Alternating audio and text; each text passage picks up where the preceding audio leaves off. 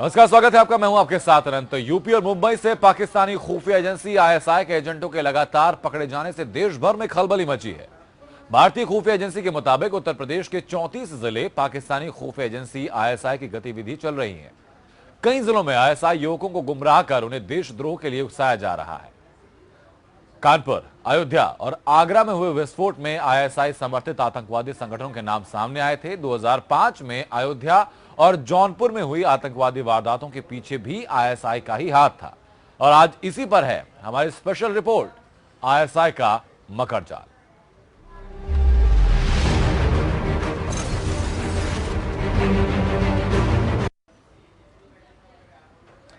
UP ATS ने फैजाबाद और मुंबई में छापेमारी कर आईएसआई के 3 एजेंट गिरफ्तार किए और इनसे 70 लाख रुपए भी बरामद हुए हैं। खुफिया जानकारी के आधार पर पहले फैजाबाद के आफ्ताब अली को गिरफ्तार किया गया और फिर उसके बाद मुंबई के पापड़वाड़ी इलाके से दूसरे एजेंट को दबोचा गया। दूसरे एजेंट की निशानदेही पर तीसरे एजेंट की गिरफ्तारी भी हुई है।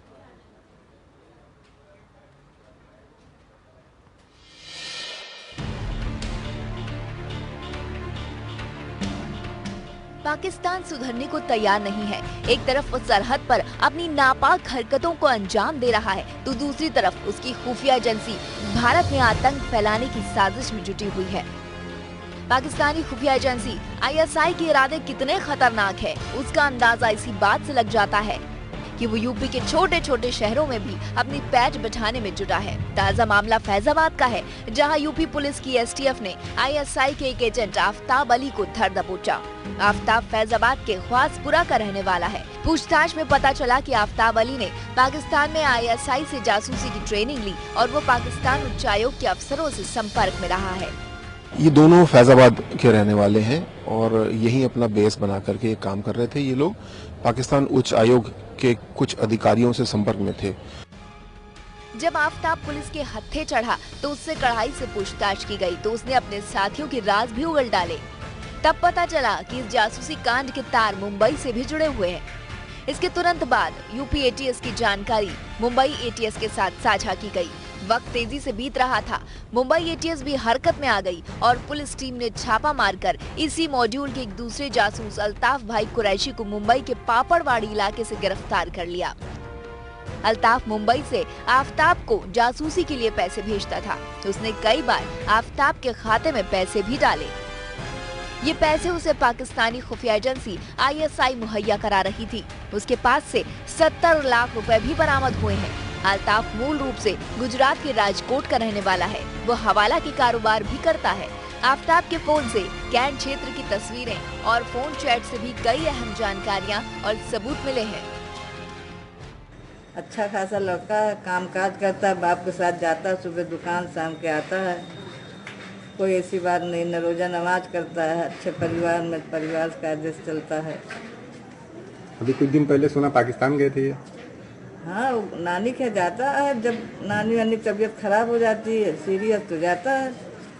अच्छा, कभी आप पास हुआ कि इतना बड़ा काम, ऐसा काम करते हैं, इनके ऊपर जो आरोप लग रहा है, कि क्या वो नहीं, ये सब हम लोग को कुछ नहीं है। सब हम लोग मोहल्ले में रहते हैं, सब जानते हैं कैसा लड़का कैसा नहीं। लड़का ठीक है, लड़का कोई ऐसी बात नहीं है। लड़का अब एटीएस की टीम दोनों संदिग्ध आईएसआई जासूसों से पूछताछ कर रही है और पता लगा रही है कि भारत में इसके नेटवर्क से कितने लोग जुड़े हैं और पाकिस्तान में ये लोग किसके संपर्क में थे। ये दोनों पाकिस्तान जाने की काफी वक्त से तैयारी कर रहे थे। आखिरकार उन्हें वीजा मिल गया और वो कराची से ट्रेनिंग लेकर आ गए। ये व्यक्ति पाकिस्तानी इंटेलिजेंस एजेंसी आईएसआई के लिए काम कर रहा था। इसको आईएसआई ने कल्टीवेट किया, रिक्रूट किया, क्योंकि ये पाकिस्तान जाना चाहता था। इसका वीज़ा कई बार रिजेक्ट कर दिया गया और फिर वीज़ा जब दिया गया तो फिर इसको उन्होंने पटाया, मोटिवेट किया कि ये भारत विरोधी गतिविधि में शामिल हो जाए। ये कराची गया तो वहाँ पे इसको बाकायदा ट्रेनिंग कराई गई। केंद्र ने कुछ दिनों पहले यूपी पुलिस को ये सूचना दी थी कि आईएसआई से ट्रेनिंग लेने वाले कुछ लोग राज्य में संभावित आतंकी हमले करने की फिराक में हैं। इसके बाद से ही यूपी पुलिस हाई अलर्ट पर चली गई। एटीएस, मिलिट्री इंटेलिजेंस और यूपी इंटेलिजेंस के आपसी समन्वय से आफ्ताब अली को फैजाबाद से गिरफ्तार किया गया। सबसे चौंकाने वाली बात यह है कि आईएसआई एजेंट आफ्ताब अली दिल्ली में पाकिस्तानी उच्चायोग के संपर्क में था और एटीएस को उसके खिलाफ पुख्ता सबूत भी मिले हैं। उससे पूछताछ की जा रही है, जिसके बाद और गिरफ्तारियां हो सकती हैं। सूत्रों की माने तो पता चला है कि इन जासूसों का इरादा एक बार फिर यूपी को दहलाने का था। पुलिस की पूछताछ में पता चला है कि पाकिस्तानी खुफिया एजेंसी आईएसआई इन एजेंटों से यूपी का माहौल बिगड़वाना चाहती थी। आईएसआई के निशाने पर थे हिंदुओं के धार्मिक स्थल अयोध्या, वाराणसी और वृंदावन। इसके अलावा वो ताजमहल पर हमले की भी फिराक में थे। खुफिया खबरों के बाद अयोध्या, काशी और मथुरा सहित तमाम धार्मिक स्थानों की सुरक्षा बढ़ा दी गई थी। हवाई अड्डों, बस और रेलवे स्टेशनों सहित सार्वजनिक जगहों पर भी चौकसी बढ़ाई गई थी। अब देखना ये है कि आईएसआई के जाल में और कितनी मछलियां फंसी हैं। मनीषा कौशल, एपीएन।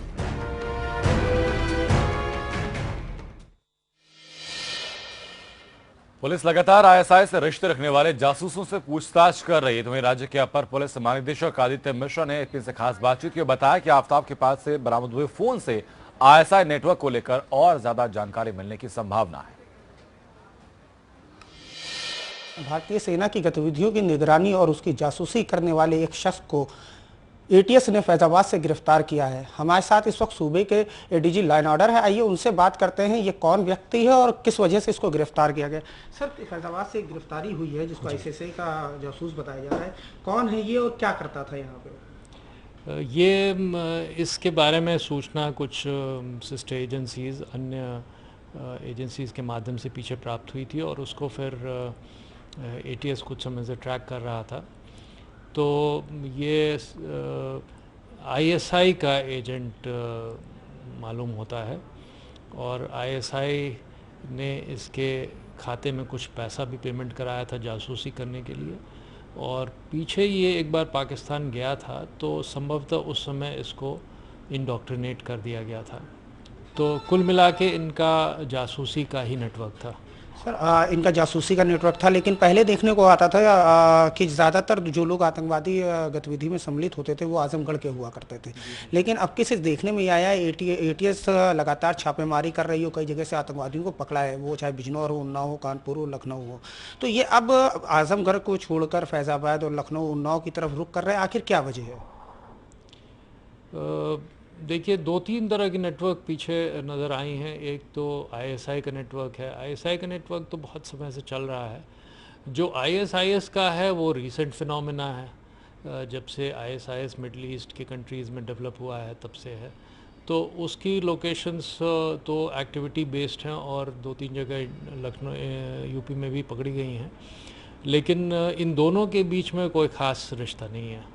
जी हाँ सर, और देखने में आया जिस व्यक्ति को आपने फैजाबाद से पकड़ा है उसके साथ एक लोग को और भी आपने हिरासत में लिया है, शायद उससे पूछताछ चल रही है, कौन है वो? और दूसरा क्वेश्चन हमारा ये है कि जैसे कि दिल्ली जो दूतावास है पाकिस्तान का, वहाँ इन व्यक्ति लोग जाते थे वहाँ पे, तो किस तरीके से ये वहाँ पे किस अधिकारी से बात करते थे और क्या इनका वो था? जो एक दूसरा पकड़ा गया है वो इन्हीं का एसोसिएट है, इन्हीं के गैंग का है और उससे अभी पूछताछ जारी है। उसमें जो और सूचना मिलेगी उससे हम आपको बताएंगे। इनका दूतावास से संबंध तो था और पीछे जो हमारे पास रिकॉर्ड्स हैं उसके अनुसार ये एक वहाँ के ऑपरेटिव थे, उनसे बातचीत भी करते थे। लेकिन वो जो ऑपरेटिव हैं उनको कुछ लोगों को पीछे इसी तरह के शक पे निष्कासित किया गया था भारत सरकार द्वारा, तो वो जो अधिकारी थे उनको निष्कासित कर दिया गया था। तो इनका संपर्क दूतावास से है वो काफ़ी अच्छी तरह से इस्टेब्लिश हो चुका है। देखिए, हमारे साथ सूबे के एडीजी लाइन ऑर्डर थे जिनका कहना था कि एक व्यक्ति को गिरफ्तार किया गया है। इसका जो कार्य था वो यहाँ की जासूसी, जो सेना की गतिविधियाँ हैं उसकी वो जासूसी करता था और उसके डॉक्यूमेंट्स वो पाकिस्तानी के अपने आकाओं को वो पहुँचाता था। कैमरामैन मन्ना के साथ सिराज अहमद, एपीएन न्यूज़, लखनऊ। और इस वक्त मुंबई से ज्योति मेरी सहयोगी जुड़ चुकी हैं तमाम जानकारी के साथ लाइव। ज्योति, मुंबई से भी एक व्यक्ति की धरपकड़ हुई है और उसी निशानदेही पर दूसरा भी संदिग्ध व्यक्ति पकड़ा गया है, उनके बारे में क्या जानकारी अब तक मिल पाई है?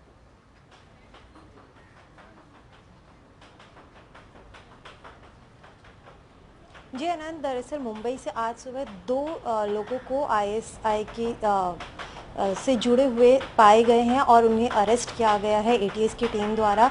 दरअसल इन लोगों का ताल्लुक था आईएसआई से, जिसके बाद इन्हें अरेस्ट किया गया और मुंबई के न्यायालय में पेश किया गया, जिसके बाद अब इन्हें ट्रांजिट बॉन्ड पर इन्हें लखनऊ के लिए भेज दिया जाएगा, जिसके बाद इनसे और पूछताछ की जाएगी और इनसे यह पता लगाने की कोशिश की जाएगी कि आखिर इस पूरी साजिश में कौन कौन शामिल था और कितने लोग और भी हैं उनके जो सहयोगी हैं। जो 2 अरेस्ट हुए हैं मुंबई से, इससे एक बात तो साफ है कि ये कोई बड़ी साजिश को अंजाम देने की साजिश कर रहे थे, बड़ी घटना को अंजाम देने के लिए, जिसके बाद एटीएस को भनक लगी कि ये कोई साजिश रची जा रही है। जिसके बाद एक यूपी से तो 2 मुंबई से आईएसआई के एजेंट पकड़े गए हैं, जिसके बाद हम ये कह सकते हैं कि ये राहत की बात है कि बिल्कुल ज्योति, पहले संदिग्ध व्यक्ति की वहां पर गिरफ्तारी होती है, उससे पूछताछ की जाती है, फिर उसी की निशानदेही पर एक और व्यक्ति को वहां से पकड़ा जाता है। लेकिन शुरुआती पूछताछ में क्या कुछ जानकारी मिल पाई है इनके बारे में कि कहां से ताल्लुकात रखते थे, कौन ये लोग हैं, कैसे मुंबई पहुंचे?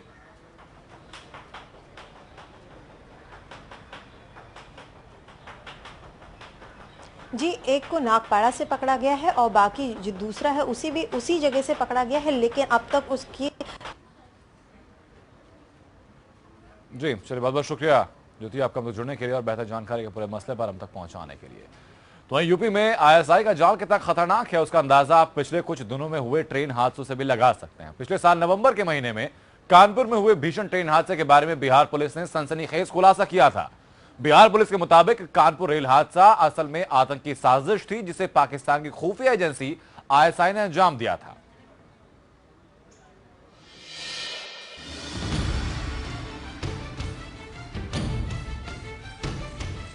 कानपुर के पुखराया का ये हादसा याद है आपको? पिछले साल इस ट्रेन हादसे ने पूरे देश को हिला दिया था। 150 से ज्यादा लोग मारे गए थे, सैकड़ों जख्मी हुए थे। दरअसल वो हादसा था ही नहीं, वो एक साजिश थी, एक गहरी साजिश, जिसका खुलासा कुछ दिन बाद बिहार पुलिस ने किया था। बिहार पुलिस ने मोतिहारी जिले से मोती पासवान नाम के एक शख्स को गिरफ्तार किया है। पुलिस के मुताबिक मोती ने कबूल किया है कि उसी ने कानपुर में रेल पटरी को बम धमाके से उड़ाया था। इसके लिए आईएसआई ने उसे नेपाल के रास्ते मोटी रकम भेजी थी। दिल्ली में भी 2 आरोपियों को इस मामले में गिरफ्तार किया गया। उधर बिहार की पूर्वी चंपारण पुलिस की पटना इंदौर ट्रेन और अजमेर सियालदा ट्रेन हादसे के पीछे भी पाकिस्तानी खुफिया एजेंसी आईएसआई का हाथ था। चंपारण पुलिस ने सनसनीखेज खुलासा किया कि दुबई में बैठे शमशुल होदा ने अपने लोगों के जरिए इस घटना को अंजाम दिया था। दरअसल बिहार की पुलिस पूर्वी चंपारण के घोड़ा सहन में 1 अक्टूबर 2016 को रेल पटरी पर मिले बम के मामले की जांच कर रही थी। जांच के दौरान इस मामले में मोती पासवान के जुड़े होने की खबर सामने आई थी। मोती से जब पूछताछ हुई तो ये सनसनीखेज खुलासा हुआ। दुबई में बैठे नेपाली कारोबारी शमशुल होदा ने ये साजिश रची थी। उसने नेपाल के अपराधी ब्रजकिशोर गिरी के जरिए पैसा भिजवाया था। इसी पैसे से अपराधियों ने रेल पटरियों पर बम लगाया। पुलिस ने मोती पासवान से पूछताछ के आधार पर दिल्ली से 2 और अपराधियों को धर दबोचा। हालांकि मामले की संवेदनशीलता को देखते हुए मोतीहारी पुलिस ज्यादा कुछ बोलने से परहेज कर रही है। पूछताछ के दौरान मोती पासवान ने खुलासा किया है कि पटना इंदौर रेल हादसे में उसका हाथ था। नेपाल में बैठे ब्रजकिशोर गिरी ने इसके लिए फंडिंग की थी।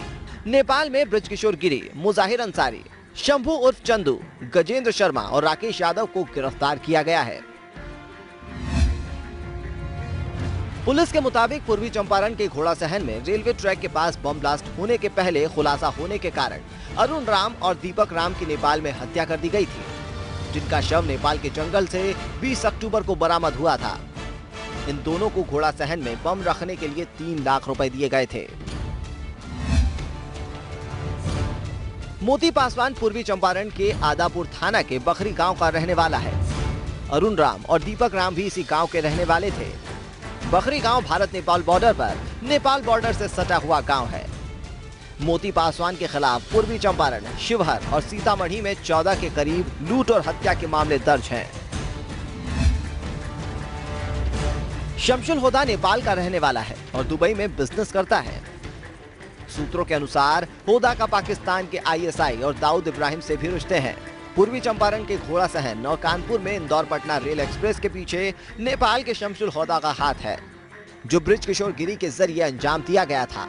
गौरतलब है कि भारत नेपाल बॉर्डर से ही आतंकवादी यासीन भटकल को भी गिरफ्तार किया गया था। रजत Mishra, APN.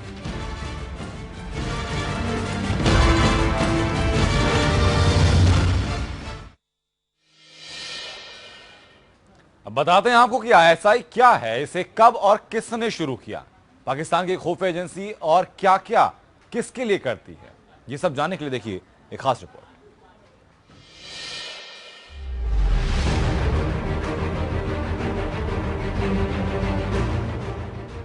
Inter service intelligence यानी आईएसआई पाकिस्तान की सबसे बड़ी इंटेलिजेंस एजेंसी है। 1950 में पूरे पाकिस्तान की आंतरिक सुरक्षा का जिम्मा आईएसआई को सौंप दिया गया। इसमें सेना के तीनों अंगों के अफसर मिलकर आईएसआई के लिए काम करते हैं। पहले इसका मुख्यालय रावलपिंडी में था और इसे इंटेलिजेंस ब्यूरो के नाम से जाना जाता था। अब आईएसआई का मुख्यालय इस्लामाबाद में है और लेफ्टिनेंट जनरल नवीद मुख्तार इसके डायरेक्टर जनरल हैं। मौजूदा वक्त में इसके स्टाफ में लगभग 25,000 लोग हैं। आईएसआई को वैसे तो पाकिस्तान की आंतरिक और बाहरी सुरक्षा का जिम्मा देने के नाम पर बनाया गया, लेकिन इसका इकलौता काम भारत के खिलाफ साजिश रचते रहना है। ये लगातार हमारे देश की गुप्त जानकारियां इकट्ठा करने में जुटा रहता है। आईएसआई इस फिराक में लगा रहता है कि कैसे भारत में आतंक फैलाया जाए। पिछले सालों में देश के अलग अलग हिस्सों में हुए बम धमाकों के पीछे आईएसआई का हाथ सामने आया है। चाहे दिल्ली हो या अहमदाबाद, चाहे जयपुर हो या हैदराबाद, हर धमाके के पीछे इस पाकिस्तानी खुफिया एजेंसी का ही रोल रहता है। आईएसआई भारत में लोगों को पैसे देकर या धर्म के नाम पर फंसाने की फिराक में लगा रहता है और कई बार इसमें कामयाब भी हो जाता है। आईएसआई के डायरेक्टर जनरल को 3 डिप्टी डायरेक्टर जनरल पाकिस्तान में घट रही गतिविधियों की जानकारी देते रहते हैं, जो राजनीति और सामान्य क्षेत्रों के प्रति जवाबदेह होते हैं। चलिए अब नजर डालते हैं आईएसआई के अलग अलग विभागों पर। Joint counter intelligence bureau JCIB Pakistan के विदेशी कूटनीतिज्ञों पर नजर रखना और मिडिल ईस्ट, दक्षिण एशिया, चीन, अफगानिस्तान और इस्लामिक देशों में चल रहे खुफिया कामों पर ध्यान देना है। लेकिन सच्चाई ये है कि आईएसआई भारतीय उच्चायोग में तैनात अफसरों और कर्मचारियों पर दिन रात निगाह रखते हैं और उन्हें फंसाने की साजिश बुनते हैं। Joint intelligence north JIN Kashmir में आतंक फैलाने के लिए आईएसआई का ये विंग लगातार जुटा रहता है। ये वही विंग है जो पत्थरबाजों को पैसे मुहैया कराता है। पाकिस्तान कश्मीर में हमेशा शांति फैलाना चाहता है। आईएसआई का ये गुट इसके लिए जिम्मेदार है। Joint single intelligence bureau JSIB ये विंग भारत पाकिस्तान पर गुप्त जानकारियां जुटाता है। साथ ही इस विंग का काम भारत में सीमा पर घुसपैठ कराना भी है। पहले आईएसआई के लोग पाकिस्तान में अपने जासूस चुनते हैं, उन्हें देश प्रेम की फर्जी घुट्टी पिलाते हैं और फिर उन्हें पाकिस्तानी फौज के जरिए भारत में दाखिल करा देते हैं। Joint intelligence technical JIT ISI की तकनीकी खामियां दूर करना इस विंग का काम है। Joint intelligent x JIX ISI के सभी विभागों के बीच कोऑर्डिनेशन का काम यही विंग देखती है। Joint intelligence bureau JIB Pakistan अपनी आंतरिक राजनीति को सुलटाने के लिए भी आईएसआई का इस्तेमाल करती है। मिसाल के तौर पर जब पूर्व प्रधानमंत्री बेनजीर भुट्टो की हत्या हुई तो इल्जाम आईएसआई पर लगे। इसके अलावा पाकिस्तान में तमाम राजनीतिक हत्याओं के लिए भी आईएसआई को जिम्मेदार माना जाता है। आमतौर पर पाकिस्तानी सेना प्रमुखों में ज्यादातर आईएसआई को हेड कर चुनते हैं। हामिद गुल, अशफाक परवेज कयानी, नदीम ताज, परवेज मुशर्रफ जैसे लोग इसमें शामिल हैं। श्वेता कुमारी के साथ अनुराग सिंह, APN। आईएसआई के तार किस कदर जुड़े हैं और आतंक फैलाने के अलावा वो कई तरह के दूसरे धंधों में भी जुटा रहता है। फेसबुक के जरिए BSF के खाने की शिकायत करने वाले जवान तेज बहादुर के बारे में ऐसा खुलासा हुआ कि जिसने सुरक्षा एजेंसी के होश उड़ा दिए। पता चला कि तेज बहादुर के आईएसआई की साइबर सेना के हत्थे चढ़ गया था और भारतीय सेना को बदनाम करने के लिए तेज बहादुर का खूब इस्तेमाल हुआ। आपको ये शख्स याद है ना? BSF से बर्खास्त ये वही तेज बहादुर है जिसने खराब खाना दिए जाने की शिकायत सोशल मीडिया पर की थी। मैं सुबह का नाश्ता आपको दिखाऊंगा जो कि एक पराठा मिलता है जिसमें ना कुछ भी नहीं है, ना अचार है, ना सब्जी है, सिर्फ चाय के साथ। दोपहर का खाना मैं आपको दिखाऊंगा कंटिन्यू दाल जो है जिसके अंदर सिर्फ हल्दी और नमक होगा, उसके सिवाय कुछ नहीं होगा। रोटियों की हालात भी दिखाऊंगा।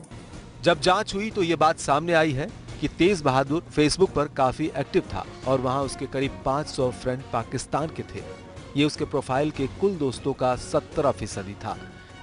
इन सभी अकाउंट्स की जांच की गई तो पाया गया कि इनमें से कई सीधे पाकिस्तानी खुफिया एजेंसी ISI चला रहे थे।